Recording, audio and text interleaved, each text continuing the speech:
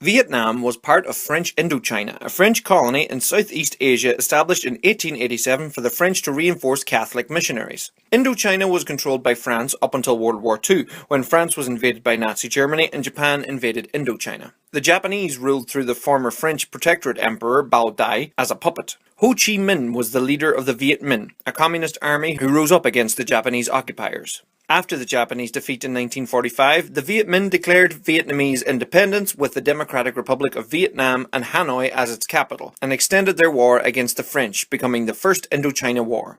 During this time, the Cold War was setting in, and the USA were backing anti-communist regimes, while the Soviet Union and People's Republic of China were backing pro-communist regimes. The Korean War was a fine example of this. Thusly, China and the Soviet Union backed the Viet Minh, and the USA and Britain backed the French in the South. The state of Vietnam was established with Emperor Bao Dai as the leader in an anti-communist regime. American military advisors had been helping the French, though President Eisenhower was reluctant to put US troops on the ground. The Viet Minh ultimately were victorious, and it was decided in the Geneva Accords that Vietnam be divided into the State of Vietnam and the Democratic Republic of Vietnam. Cambodia and Laos were also granted independence, ending French Indochina. Ngo Dinh Diem became the Prime Minister in the South.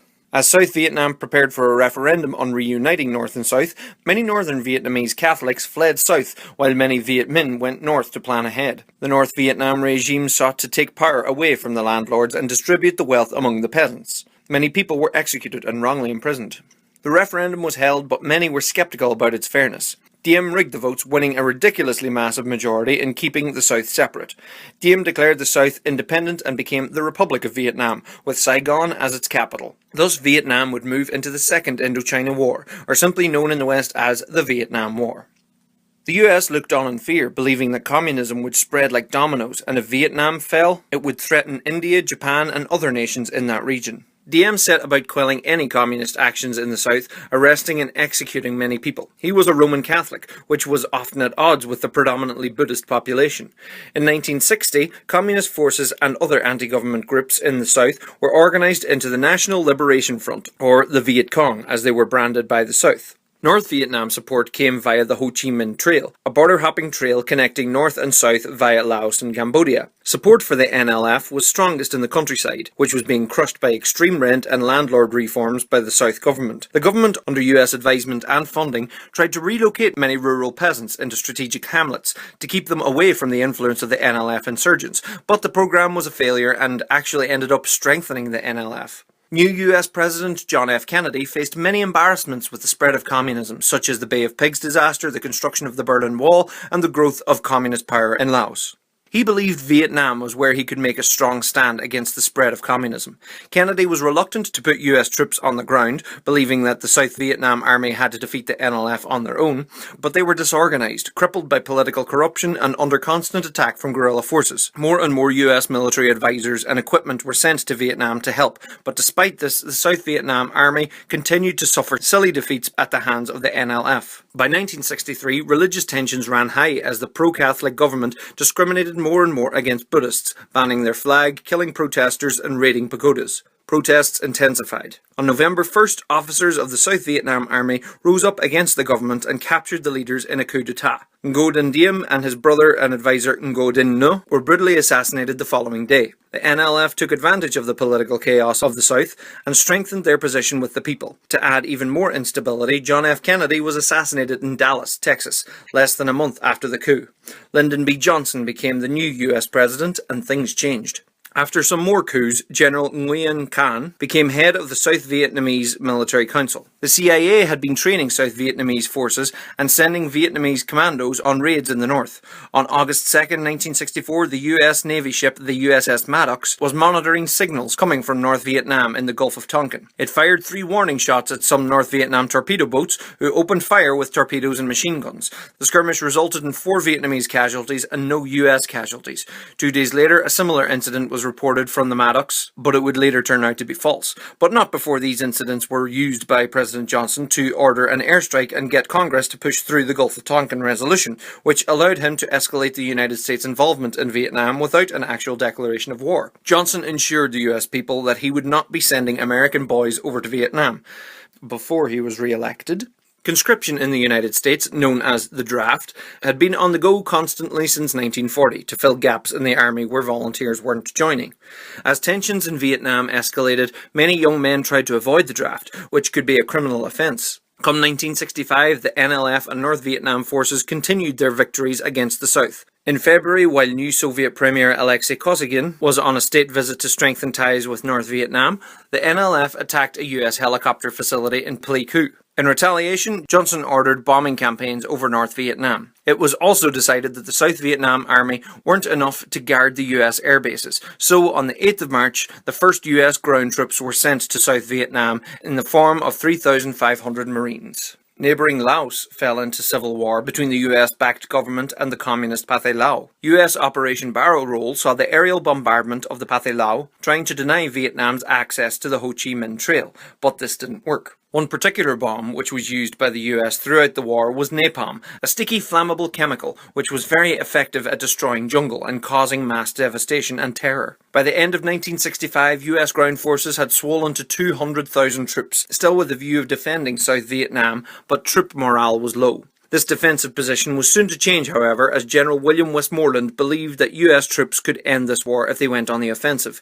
A three-point plan was made with a view to winning the war. Johnson approved and the war escalated.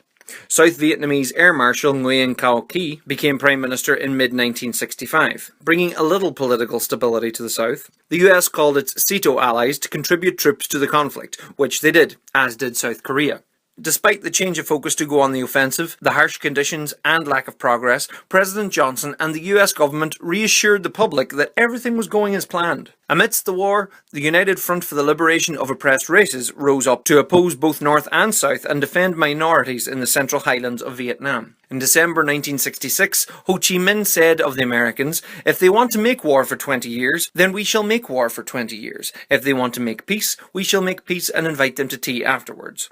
It was a hard and gruelling war of attrition, in which the US had the technological advantage, but the NLF and North Vietnam had the knowledge of the land and the support of many of the people. Underground tunnel networks were used by the NLF to secretly move around the countryside near Saigon, surprising US troops seemingly out of nowhere. Nguyen Van Thieu became president of South Vietnam in 1967 and would remain until 1975. On January 30th, 1968, the Vietnamese New Year known as Tet, the NLF and the North Vietnamese launched a massive offensive across the south, taking everyone by surprise. The Tet offensive saw 85,000 troops attacking over 100 cities, including the US Embassy in Saigon. Despite being caught unawares, the US and South Vietnamese counterattack was powerful and effective. The city of Hue, the former capital which lay near the border of North and South, was fiercely fought over. While occupying the city, NLF and North Vietnam forces brutally executed over 3,000 people. After a month of fighting, the city was retaken by the US and the South, but there was little left of the city standing. It was one of the bloodiest battles of the war. Media coverage of journalists on the ground in Vietnam differed from the official line coming from President Johnson, which damaged his credibility. The US people's approval of Johnson and the war plummeted. The conduct of some US forces was also very controversial. The My Lai massacre in March 1968 saw between 347 and 504 unarmed men, women and children massacred by US troops in Son Mai. The story didn't emerge to the public until November 1969. Peace talks between US and North Vietnam began in Paris in May 1968, which resulted in the stopping of bombing on North Vietnam. After a presidential campaign with many twists and turns, Richard Nixon was elected President of the United States. When Nixon came into office, the war was very unpopular and looking more and more unwinnable. Nixon began to withdraw troops from Vietnam in 1969 with a view of replacing them with South Vietnam forces. Ho Chi Minh died at the age of 79 in September 1969. Some ministers and military leaders formed a Politburo for collective leadership to see an end of the war. Unbeknownst to the public until the 2000s, Nixon actually sent a squadron of nuclear-armed B-52 bombers to the Soviet border in October in the hope that they'd believe he was mad enough to win the war in Vietnam at any cost. The US bombed NLF and North Vietnamese camps in neighbouring Cambodia.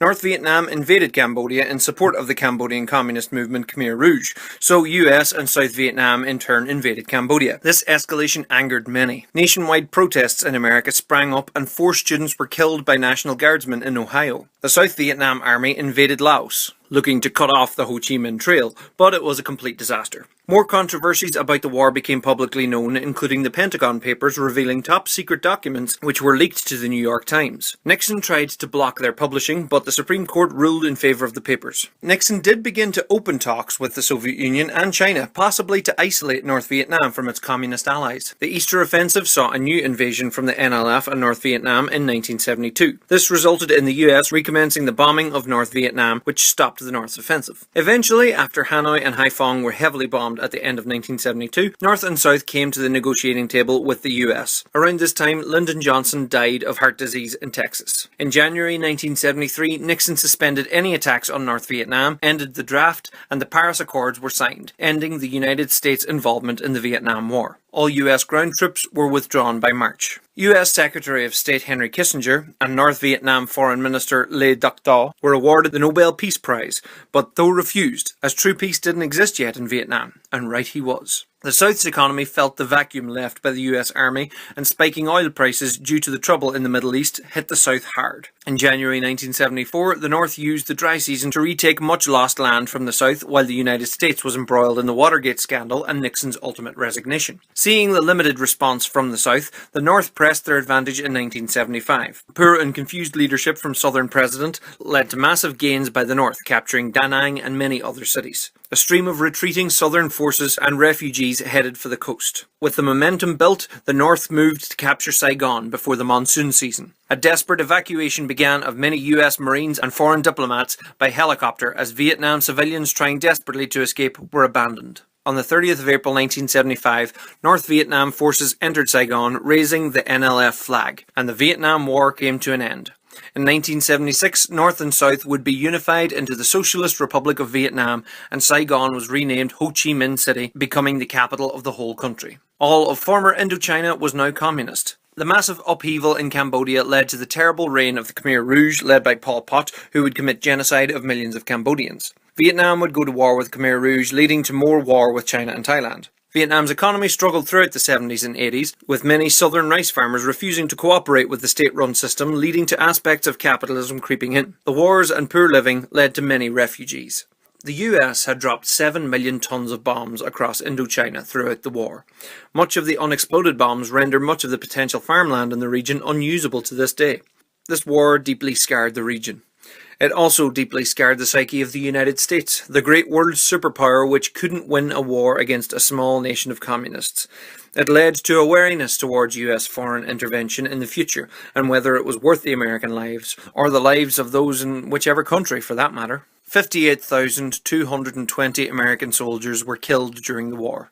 Between 1 and 3 million Vietnamese were killed. The Cold War would chill on for another decade, and communism did not spread to India or Japan. The government of Vietnam today still claims to be socialist, but contains much of the capitalist corruption of neoliberalism. It has solid relations with the rest of the world, yet remains scarred by what they refer to as the American War. Thank you for watching, folks. This video indeed has been a long time coming, and I thank you all for your patience. You can support the creation of these new history videos through Patreon. Be sure to follow me on Facebook, Twitter, Instagram for all the updates. I'm very excited to announce that Mannyman Does the History of Ireland on Stage will be a new play written by me and produced by Angrianan Theatre. It will be part of the Errigal Arts Festival in Donegal in July, with possibly more to come in 2019.